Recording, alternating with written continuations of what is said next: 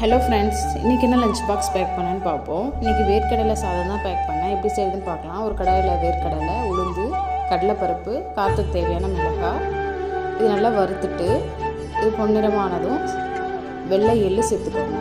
எள்ளு சேர்த்து பொரிஞ்சதும் மிக்ஸி ஜாரில் சேர்த்து பொடி பண்ணி வச்சுக்கோங்க. இன்னொரு கடாயில் எண்ணெய் சேர்த்துட்டு கடுகு, சீரகம், கடலைப்பருப்பு, வேர்க்கடலை, பொடிசா நறுக்கின பூண்டு, ஒரு காஞ்ச மிளகாய், கருவேப்பிலை சேர்த்துக்கோங்க. கருவேப்பிலை சேர்த்து வதக்கிட்டு தேவையான அளவு உப்பு, மஞ்சள்தூள் சேர்த்து வதக்கிட்டு ரைஸ் சேர்த்துக்கோங்க. ரைஸ் சேர்த்து பொடி பண்ணி வச்சுருக்க பொடியை சேர்த்து மிக்ஸ் பண்ணி இறக்கினீங்கன்னா வேர்க்கடலை சாதம் ரெடி. கண்டிப்பாக ட்ரை பண்ணி பாருங்கள்.